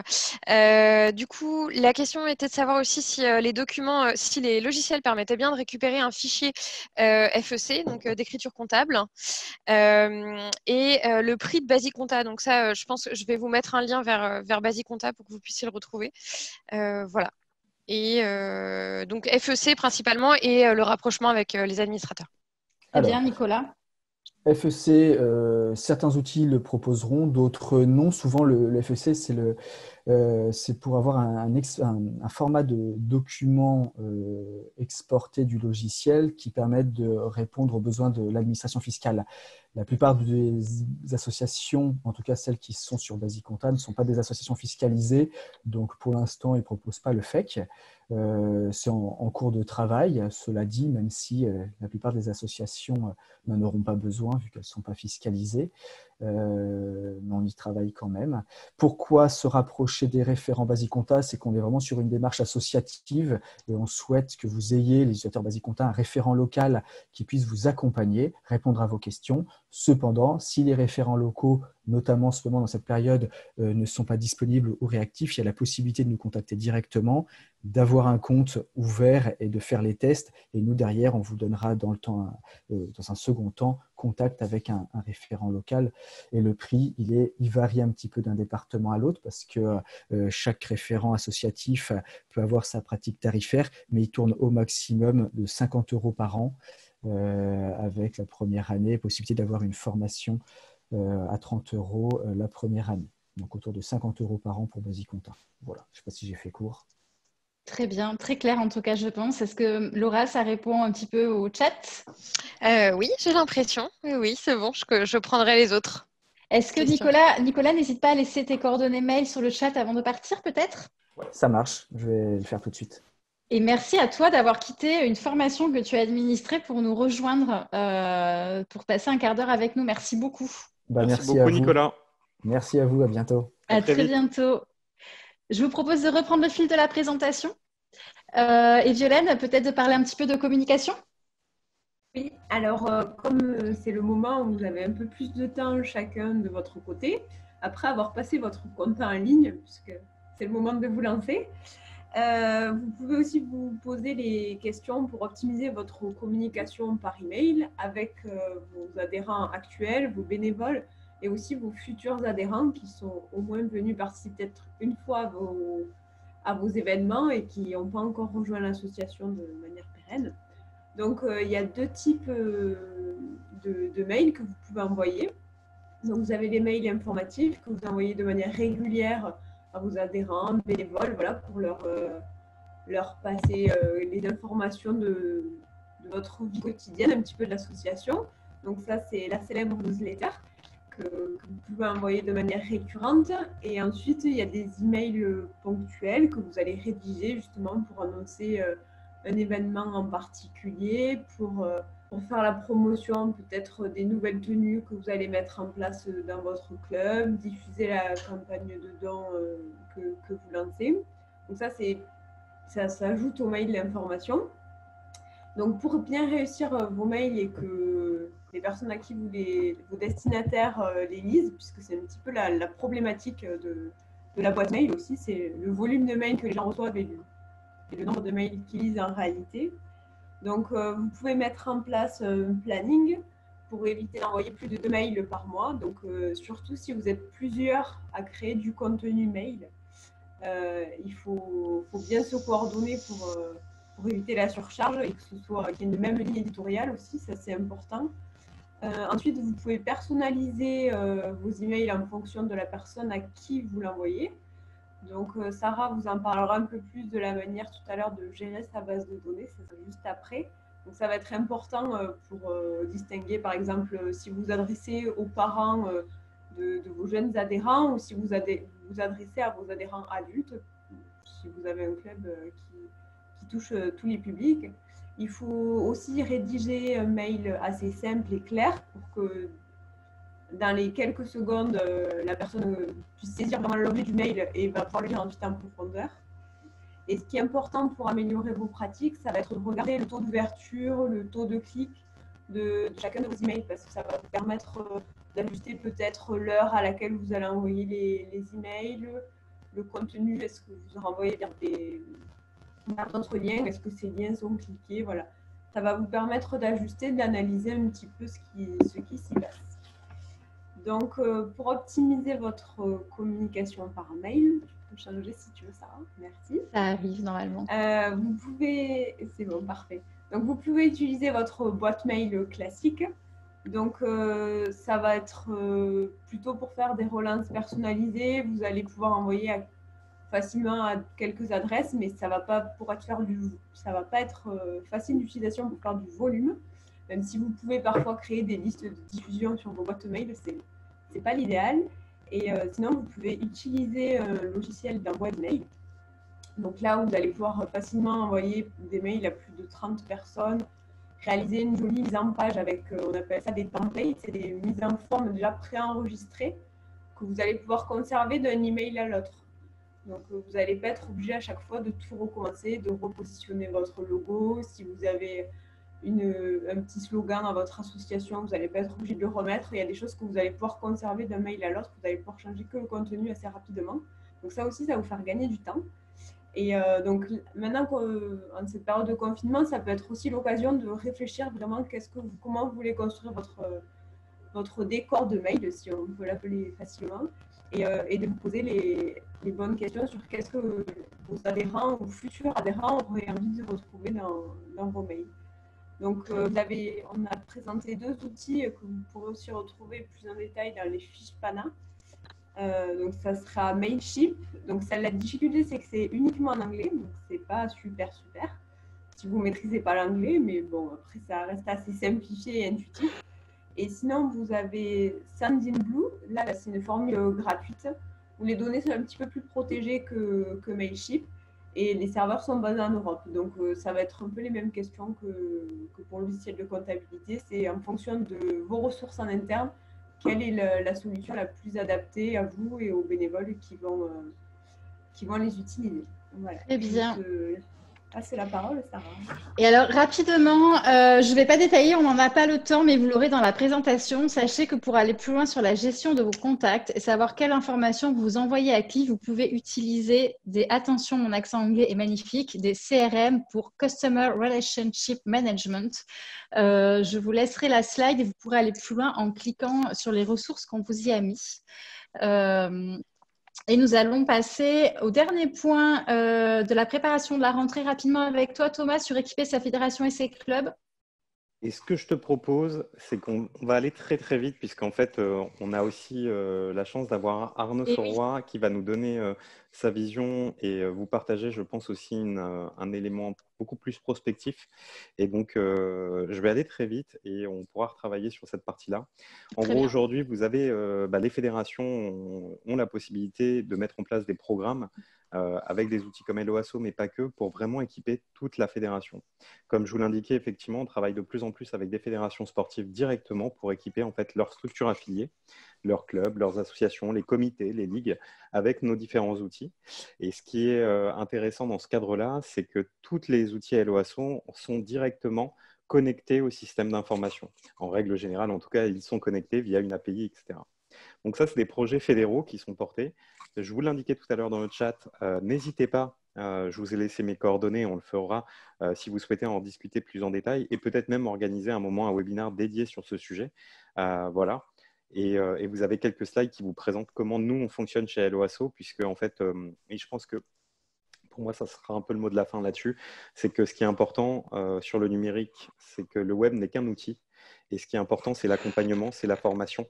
Et donc, on met un point d'honneur, nous, à accompagner les structures de proximité et les structures intermédiaires dans la prise en main des solutions numériques qui sont coportées avec la fédération et Helloasso, puisque, avant toute chose, il faut s'approprier le web et comprendre. Et on a un motto chez nous, un slogan, c'est « Le web, c'est bien, l'humain, c'est mieux ». Et je passe la parole à Arnaud. Parfait, la transition est faite, Arnaud. Alors, on a parlé beaucoup d'outils d'usage et je pense que ça serait vraiment très chouette si tu pouvais nous permettre de prendre un peu de la hauteur et de la prospective. Arnaud, est-ce que tu es là? Oui, je suis là. It's up to you. J'ai écouté attentivement tout ce qui s'est dit, que j'ai trouvé passionnant. Et c'est des sujets qui m'intéressent depuis longtemps. Moi, j'ai beaucoup travaillé sur le mécénat d'entreprise, sur le mécénat des personnes physiques depuis 2002, même avant que la loi du 1er août 2003 sorte. On en a finalement un peu parlé. Et puis, je m'intéresse beaucoup sur la relation entre le mouvement sportif, les fédérations, les ligues, les comités, les clubs et le numérique. Et les solutions numériques, j'aime bien parler de solutions numériques plus que d'outils. C'est bien quand l'outil devient une solution. Donc, tout ça m'intéresse beaucoup. Je vais essayer de me concentrer sur le fait de parler un peu de la suite. Alors, je vais être extrêmement humble parce que ce qu'on est sûr, c'est qu'on ne sait rien. On ne sait même pas quand est-ce que ça va se finir. Donc, il faut être très prudent par rapport à ce que je vais pouvoir vous dire. D'ailleurs, je n'ai pas été très courageux. Je n'ai pas souhaité faire de diaporamas. Comme ça, je ne laisse pas de traces. Personne ne pourra les ressortir dans les réseaux sociaux dans quelques mois en disant « il avait dit ça et ce n'est pas du tout ce qui s'est passé ». Donc voilà, c'était pour la plaisanterie. Mais en même temps, il y a quelque chose de vrai. Moi, je ne suis pas futurologue.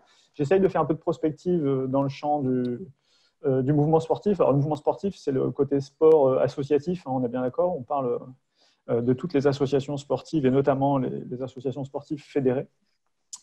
Et finalement, cette période, moi, elle me semble intéressante dans la mesure où elle ne pose pas ou peu de nouvelles questions, mais elle accélère les questions qu'on se posait déjà depuis quelques temps. Et je vais prendre quelques exemples et je vais essayer de revenir sur ces sujets. D'abord, et c'était l'objet de vos échanges, elle accélère, à mon avis, la relation entre le mouvement sportif et le numérique. Parce qu'aujourd'hui, garder un lien avec ses adhérents, avec ses licenciés, eh bien, c'est de fait exclusivement par le numérique. À moins qu'il y ait des gens qui envoient des courriers très réguliers. D'ailleurs, on pourrait peut-être même se poser la question.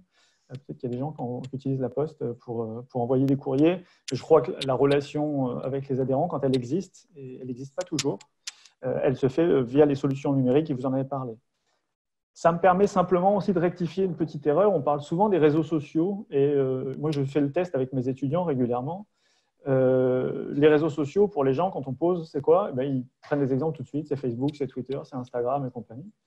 Et moi, j'aime bien leur redire que quand on reprend la définition de réseaux sociaux, de base, c'est un endroit où se tissent des liens sociaux. Donc, une classe, une promotion, une famille, un réseau d'amis, évidemment un club sportif, une équipe sportive.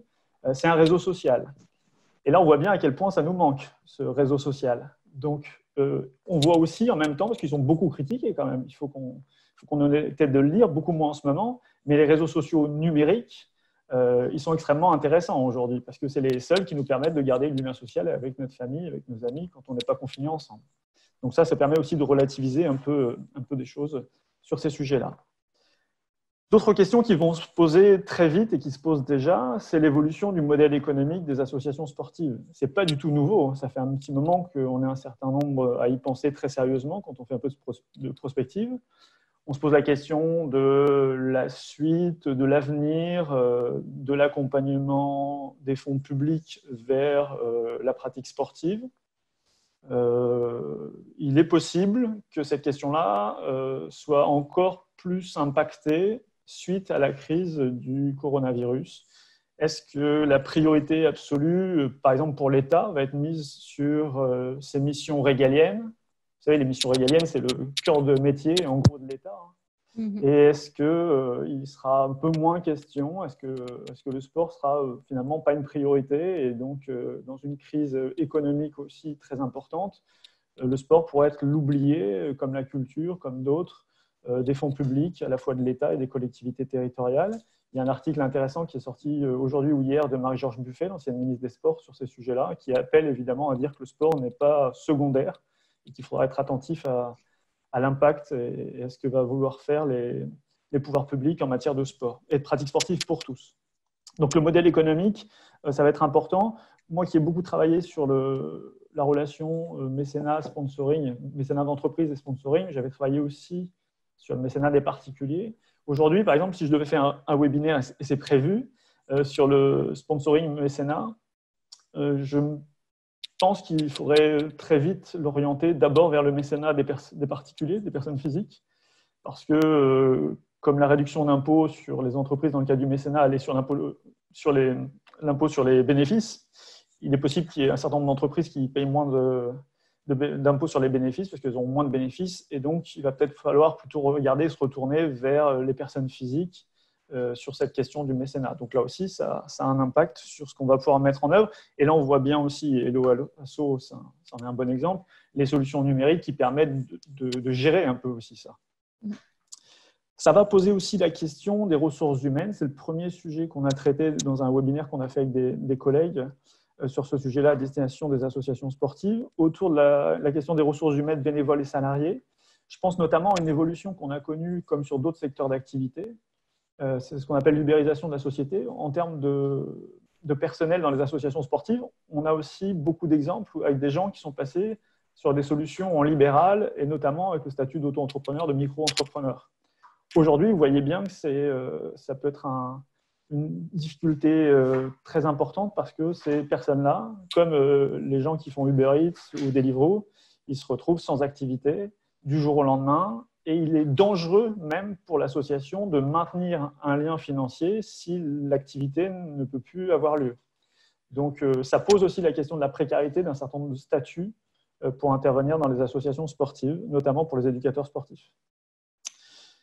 Ça pose pour moi aussi, et j'en finis avec ces deux derniers points, la question de l'engagement bénévole. Est-ce que les difficultés que rencontrent un certain nombre de dirigeants bénévoles, mais des acteurs de l'association salariés aussi, avec les solutions numériques, là, ça met en lumière ces difficultés pour un certain nombre d'acteurs. Et c'est peut-être l'occasion aussi, parce que c'est une question que le mouvement sportif se pose souvent. J'ai la chance de travailler avec Recherche et Solidarité, vous les avez cités tout à l'heure, à travers l'étude sur association et numérique réalisée par Solidatech avec Recherche et Solidarité. Eh bien, cette question aussi peut-être d'intégrer de nouveaux bénévoles, on pourrait dire de jeunes bénévoles, jeunes par l'âge ou en tout cas jeunes par l'action bénévole dans la structure, mais en tout cas d'intégrer peut-être de nouvelles personnes qui se sont aperçues qu'elles tenaient beaucoup à leur association sportive et qu'elles étaient prêtes à donner un coup de main et qu'elles avaient des compétences, notamment pour garder du lien social pendant cette période très particulière, et notamment grâce aux solutions numériques. Enfin, et c'est peut-être pour moi toujours le moment le plus important, ça questionne le problème de fond de solidarité du mouvement sportif.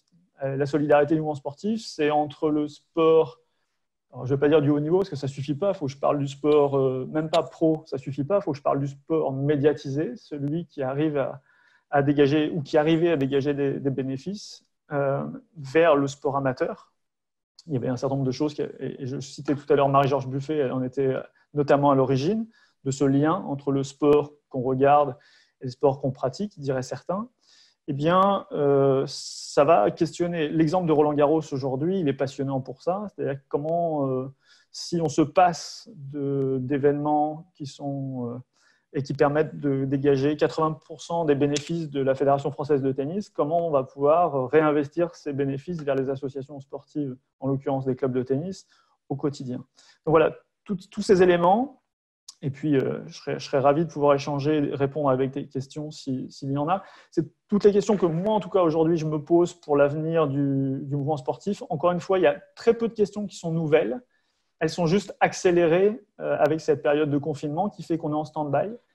Peut-être un dernier exemple très concret, c'est que moi, je devais organiser le 17 mars et Helloasso devait participer, peut-être un certain nombre de personnes qui nous suivent y participaient aussi. J'ai organisé avec le comité olympique et le master management du sport un grand rendez-vous fédération sportive et numérique le 17 mars au Futuroscope, qu'on a évidemment dû annuler.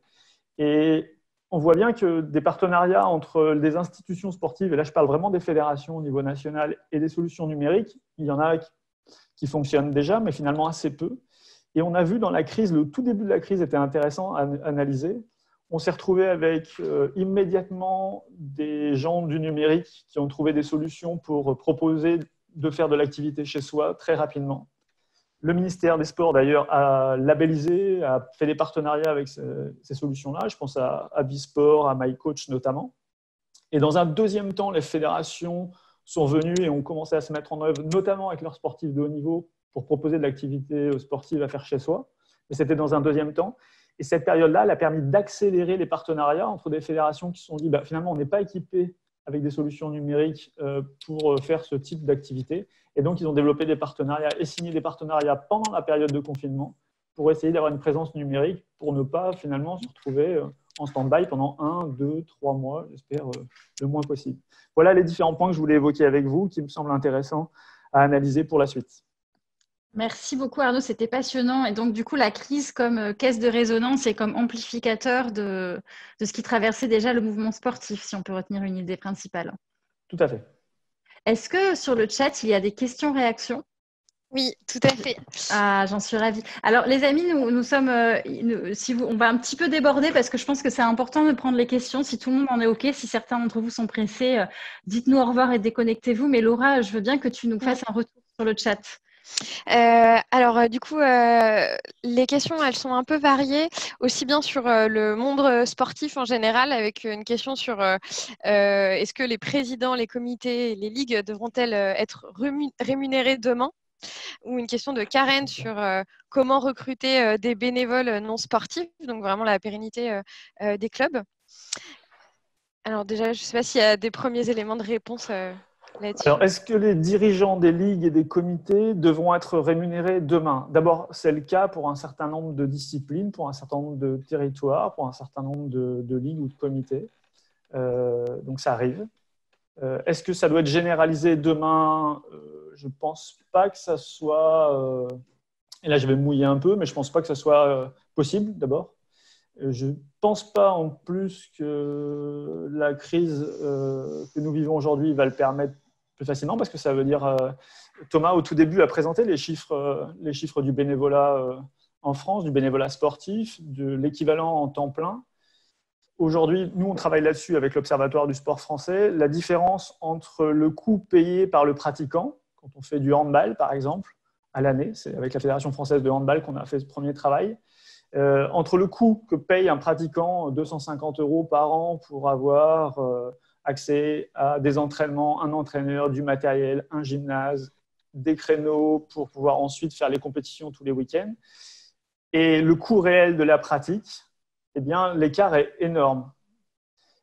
Parce que si vous devez valoriser comptablement la mise à disposition de l'équipement, si on devait facturer le temps de travail bénévole, eh bien, le coût réel de la pratique serait le coût payé par le pratiquant, et on aurait sûrement un sport à deux vitesses qui ressemble à ce qui se passe dans d'autres pays près de chez nous, hein, où finalement l'accessibilité du sport à tous ne serait plus garantie.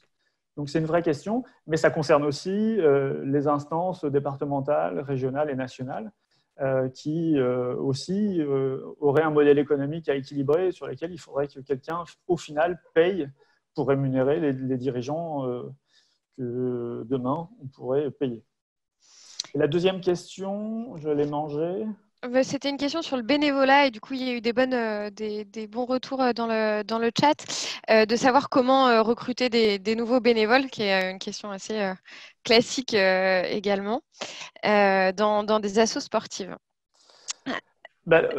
Juste le petit point, mais je ne me permettrai pas trop de donner de conseils parce que je ne suis pas en première ligne, mais en tout cas, cette période-là, c'est ce que j'évoquais tout à l'heure, permet peut-être de voir assez simplement aussi des gens qui spontanément se sont dit je veux bien animer la communauté, parce que finalement community manager, c'est comme les réseaux sociaux, il faut reprendre la définition à la base, c'est animer une communauté.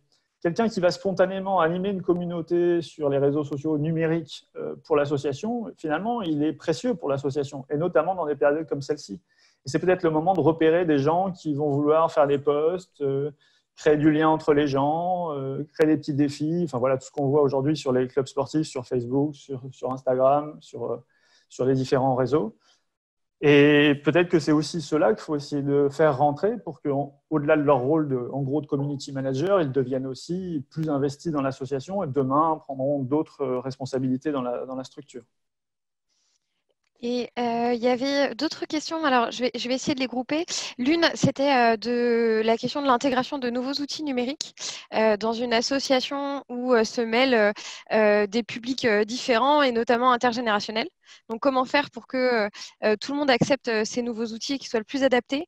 Et là, on a beaucoup de questions sur la question des remboursements, des cotisations aussi, dans ce cas de confinement. Je ne sais pas, pareil, s'il y a des éléments à ajouter là-dessus. Voilà. Alors si, je vous ai dit au tout début, j'allais faire preuve de beaucoup d'humilité.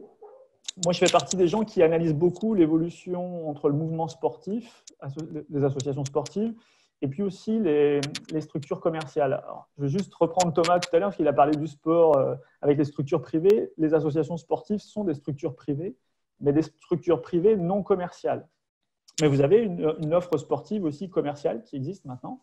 On peut reprendre l'exemple du foot à 5, de l'escalade, du basket 3-3, et puis un certain nombre d'autres pratiques.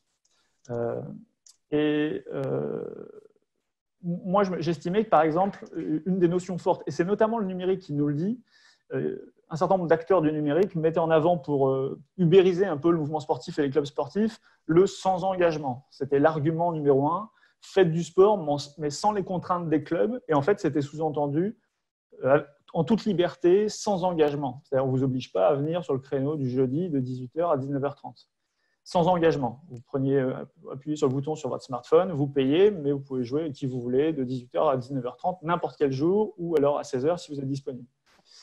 Mais aujourd'hui, c'était un paiement à la carte. Pour d'autres, c'était un paiement mensuel. Donc, c'est une question qu'on pouvait se poser pour le mouvement sportif. Vous voyez bien qu'aujourd'hui, l'intérêt d'avoir une adhésion annuelle, eh bien, ça protège un petit peu parce que ça veut dire que c'est des cotisations souvent qu'on a encaissées en début d'année et en termes de trésorerie vis-à-vis notamment des salariés, ça protège un peu les associations sportives. Alors peut-être que derrière cette question, il y a est-ce que des gens vont nous demander d'être remboursés d'une partie de leur adhésion annuelle parce qu'il y a, on va dire, un tiers des services qui étaient censés être délivrés qui ne l'ont pas été. Et donc, du coup, est-ce qu'on va demander le remboursement d'un tiers de l'adhésion ? Eh bien, c'est exactement ce pourquoi je pense que le rôle du community manager et de garder un lien avec ses adhérents est crucial. Si vous les avez oubliés, si vous n'avez absolument rien fait pendant cette période-là, il est possible que ça se passe comme ça. Et par contre, si vous avez entretenu un lien, expliqué aussi les difficultés de l'association au quotidien, etc., je pense qu'il y aura un élan de solidarité qui sera beaucoup plus important. Il ne sera pas total, sûrement, mais en tout cas, des gens qui pourront, etc., il y aura peut-être moins ce sentiment de dire « j'ai pas eu le droit à mon service, donc je demande le remboursement du service que je n'ai pas eu, au prorata du temps que je n'ai pas eu d'activité ou j'ai pas eu d'activité ».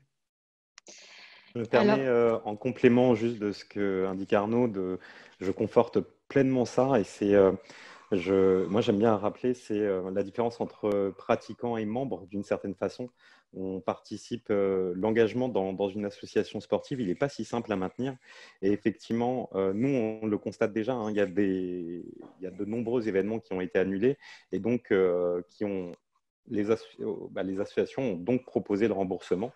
Et on assiste aujourd'hui à un engouement, et ce n'est pas du tout des événements caritatifs en tant que tels, hein, mais des personnes qui disent vous savez quoi, que vous le repositionnez ou pas, moi je vous laisse la place. Et vous en avez besoin parce que vous en aurez besoin pour votre activité. Et je pense que c'est de remettre aussi pendant cette période-là, tu le disais très bien, le community manager, c'est de créer du lien, créons du lien. Et le numérique, pour le coup, va vous permettre cette solution-là, de vous permettre de continuer à échanger avec toutes vos communautés. Et c'est un peu le message, je pense, qu'on porte tous au niveau de Hello Asso, de Héros, d'Arnaud, c'est de dire que le numérique, même si par moments il peut paraître un peu froid par rapport à nos habitudes d'être dans le club, de pratiquer ensemble, etc., aujourd'hui, c'est l'un des outils les plus forts pour créer cette proximité avec tous vos publics.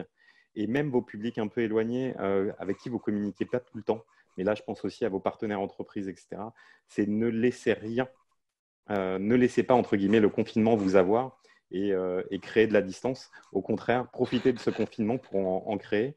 Et aujourd'hui, c'est dans un article que c'est paru la semaine dernière, c'est qu'on se rend compte qu'on n'a jamais été aussi proche pendant le confinement de ses amis, etc.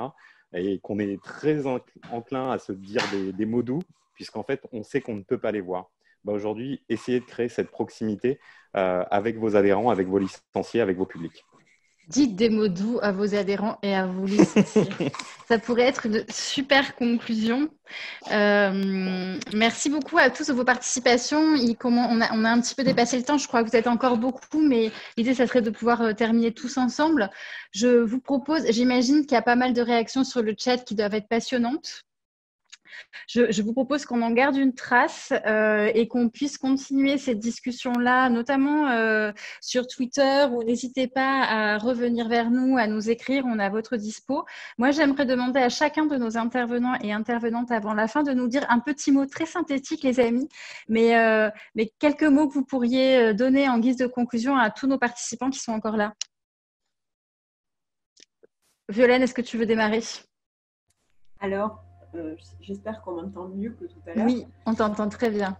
Moi, je souhaite que tout le monde se lance un bon défi pour la reprise et que c'est surtout ce qui fait battre en général le cœur de vos assos, c'est des nouveaux défis, d'accompagner tous vos adhérents pour la reprise et que tout le monde revienne en forme surtout.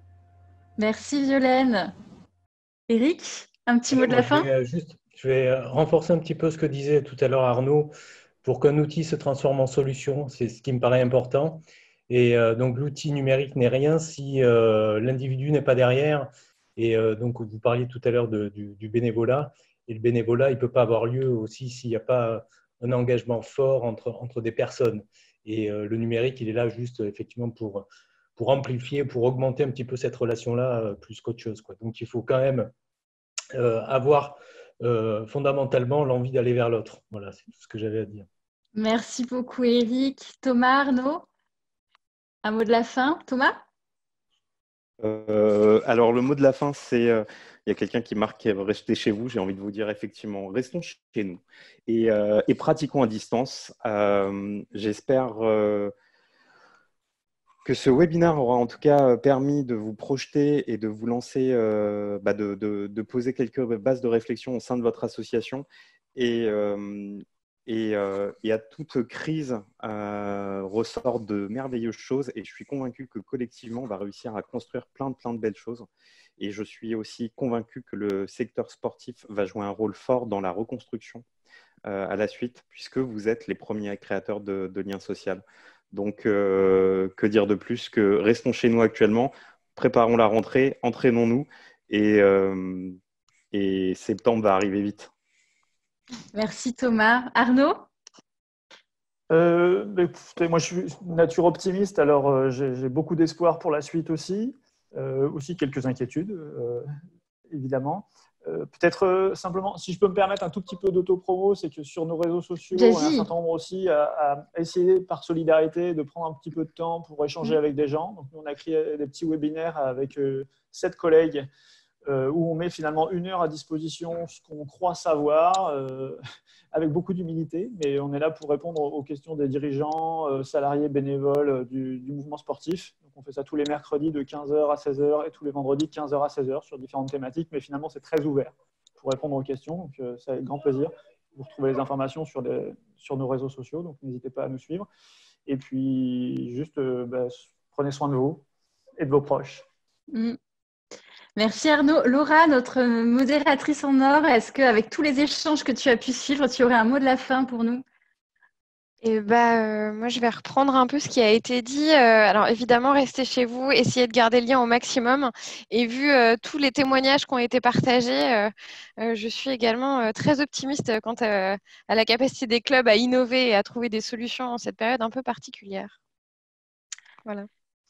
Très bien. Alors, c'est très frustrant de ne pas vous donner la parole à vous qui êtes dans le chat. Et moi, c'était très frustrant de ne pas le lire. Donc, je vais me hâter d'aller regarder ce qui s'est échangé. Quant à moi, je me suis laissé la part du roi et le mot de la fin. Je vous remercie beaucoup. Je remercie beaucoup tous nos intervenants qui ont préparé, qui ont animé ce webinaire. Merci à Laura et merci à Harmonie qui a répondu à vos questions par téléphone, d'avoir modéré, de vous avoir accompagné dans ce chat. Et moi aussi, je pense que c'est le collectif encore et toujours qui nous permet d'être forts face aux crises. On est des animaux sociaux et à la fois ce que nous avons vécu cet après-midi et ce que vous mettez en place dans nos clubs montre qu'on va sortir de là haut la main, je n'en doute pas. Merci à vous. On reste en lien. N'hésitez pas à nous écrire sur les réseaux sociaux, par nos mails, à retrouver les séminaires d'Arnaud. Et pour notre part, on vous envoie la trame qu'on a utilisée cet après-midi par mail au plus tard ce soir. Merci beaucoup. Bonne journée à tous. Et à Bonne journée bientôt. tout le monde. À très bientôt.